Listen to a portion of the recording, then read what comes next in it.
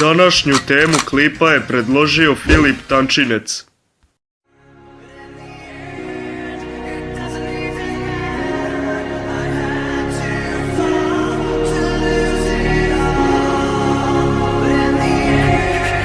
Goku! Son Goku!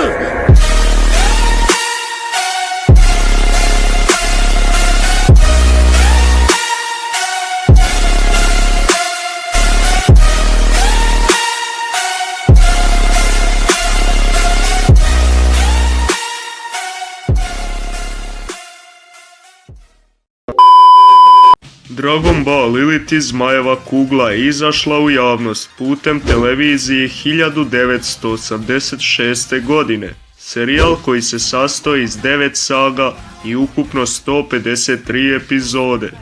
Ujedno to je najduhovitiji serijal od svih, pun šale, komedije, smicalice i perverzije.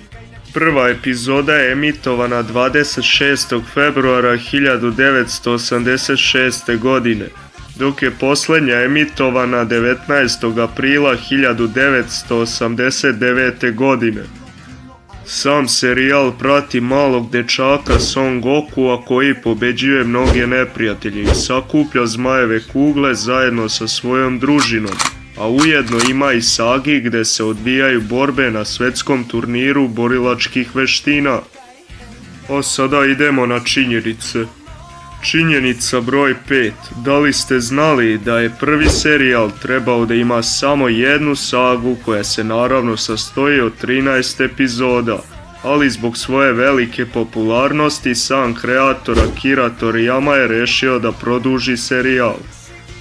Činjenica broj 4. Kreator Akira Toriyama je i sam želeo da serijal bude u duhu videoigara, tako je u priču dodao Zmajeve kugle.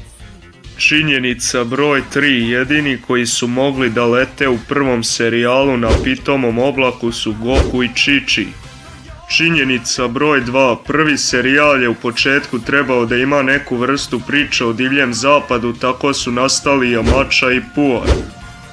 Činjenica broj 1. U Dragon Ball 9. epizodi pod imenom Magični dodir šefa Zeca je prikazano kako Gokuova čarobna motka može da se izduži do meseca, što je sama dužina 384.400 km.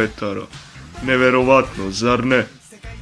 Pouka ovog klipa jeste to: ako ste pravi Dragon Ball fan i ljubitelj Dragon Balla, nikada niste odgledali prvi serijal, obavezno ga pogledajte, preporučujem vam.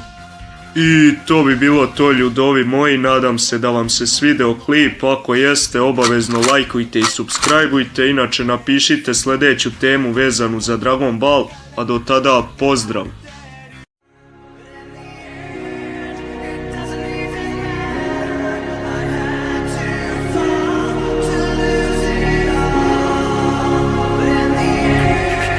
Goku! Son Goku!